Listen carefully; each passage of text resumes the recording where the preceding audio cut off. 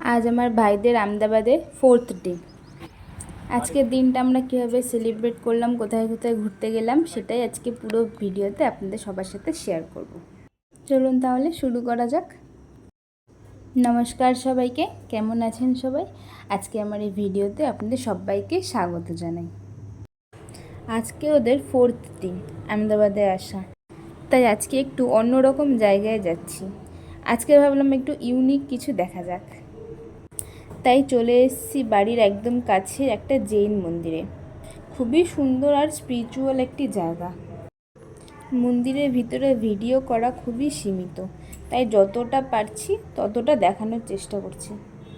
এই মন্দিরটার ভিতরে মানুষ প্রার্থনা ও ধ্যান করে, তাই এখানে ভিডিও করা নিষেধ ছিল। তো ওই জন্য ওখান থেকে কিছু ভিডিও করতে পারিনি। তো এবার বাইরের দিকে চলে এসেছি।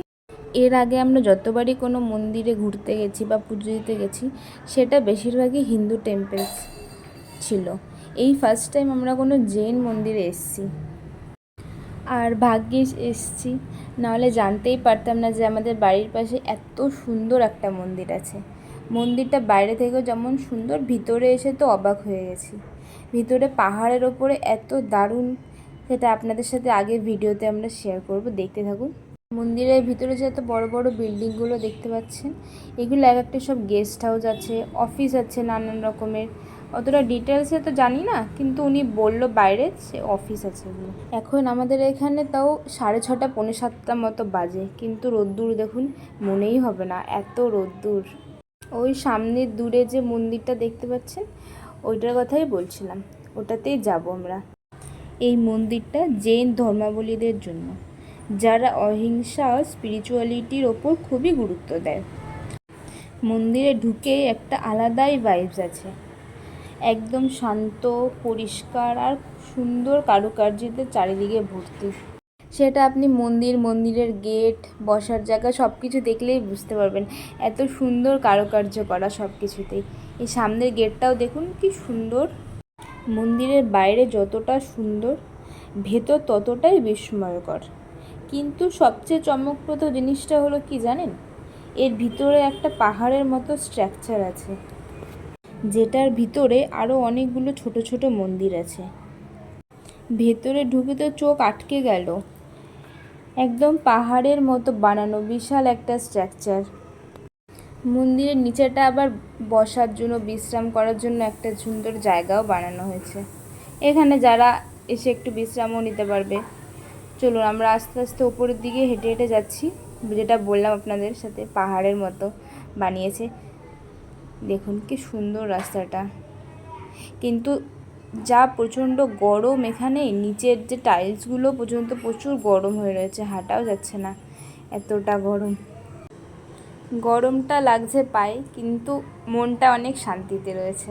কারণ দেখুন ফুলগুলো কি সুন্দর করে সাজানো আছে দুই পাশে, আর গেটগুলো বানিয়েছে এই কাগজি ফুলগুলো দিয়ে, কি দারুণ লাগছে না? ওই ওপরটায় যাব, ওপরটাতেই আছে আসল মন্দিরগুলো। এখানে পুরো মন্দিরগুলোই নাকি পাথরে কেটে কেটে বানানো হয়েছে। ওটা দেখার জন্য আরও বেশি বেশি এক্সাইটেড আছি। নিচ থেকেই মন্দিরটা দেখতে কি সুন্দর লাগছে। দেখুন রাস্তাগুলো কি দারুণ করে বানানো, আর সবথেকে বড় ব্যাপার ভীষণই পরিষ্কার পরিচ্ছন্ন, একটা ফোঁটাও কোথাও নোংরা কিছু নেই। দেখুন এই যে চলে এসেছি ওপরে, এটা হচ্ছে মন্দিরের আসল গেটটা, যেখান থেকে মন্দিরগুলো স্টার্ট আছে। এটা হচ্ছে ঢোকার গেটটা। এত বড় মন্দিরটা রয়েছে, এখানে আমরা ছাড়া আর কেউই নেই, সব ফাঁকা হয়ে গেছে। কারণ এত প্রচণ্ড রোদ্দুর এখানে, সবাই সকালের দিকে এসছে। আর এখানে বেশিরভাগ মন্দিরই সন্ধে হতে হতে বন্ধ করে দেয়, তারপরে আর কাউকে ঢুকতে দেয় না। আমরাও এসছি একদম বিকালের দিকে, তাই তেমন একটা লোকজন দেখতে পাচ্ছি না, খালি খালিই রয়েছে। চলুন মন্দিরটা এবারে পুরোটা দেখি ভিতর থেকে। এই পুরো স্ট্রাকচারটা যেন একটা ছোট পাহাড়ের ভিতরে কাটা অনেকগুলো ছোট ছোট কেভ টেম্পেলের মতো। পুরো জায়গাটা এত সুন্দরভাবে ডিজাইন করা যে একটার পর একটা ঘুরে দেখতে দেখতে সময়ের কোনো হিসাবই থাকে না, কত ছোট ছোট মন্দির। তারপর আমরা ঘুরতে ঘুরতে যখন সামনের দিকে এগিয়ে গেলাম, তো একটা মন্দিরেরই পুরোহিত বা কেয়ারটেকার বলতে পারেন, জানি না ঠিক, তো ওনাকে জিজ্ঞাসা করেছিলাম যে এইগুলো কি দিয়ে বানানো, পাথর নাকি? উনি বললেন কিছুটা পাথর আছে, কিছুটা কাঠ আছে, যেটা নাকি রাজস্থান থেকে নিয়ে আসা হয়েছে।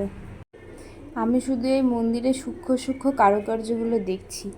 সামান্য সিঁড়ি থেকে শুরু করে কি সুন্দর করে ডিজাইন করা আছে দেখুন, ওপর থেকে নিচ অবধি সবকটাই এত সুন্দর করে বানানো, দেখেও তো চোখের শান্তি। জৈন ধর্মের মানুষদের মূল মেসেজ হলো অহিংসা, ধ্যান ও আত্মশুদ্ধি, যা এই পুরো মন্দিরটা জুড়ে ফিল করা যায়। আজকে আমাদের সবার এক্সপিরিয়েন্স তো অনেস্টলি বলতে খুবই সুন্দর, খুবই পিসফুল ছিল। যদি আপনারা কখনো আহমেদাবাদে আসেন তো এই জায়গাটা কখনোই মিস করবেন না। এটা আমাদের এক্সিট গেট, এখান থেকে আমরা বাইরের দিকে বেরিয়ে যাব। দেখুন এই পাশে ছোট ছোট রকগুলো দিয়ে কি সুন্দর ডিজাইন করা আছে। ওই সামনের সিঁড়িটা দিয়ে আমরা উপরের দিকে উঠেছিলাম, ওটা এন্ট্রি গেট ছিল, এটা এক্সিট।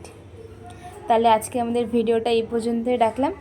আপনাদের আমার ভিডিওটা কেমন লাগলো জানাবেন। যদি ভালো লাগে তাহলে একটা লাইক করে, কমেন্ট করে ও সাবস্ক্রাইব করে পাশে থাকবেন। ধন্যবাদ সবাইকে। দেখা হবে আবার নতুন কোনো একটা ভিডিওতে।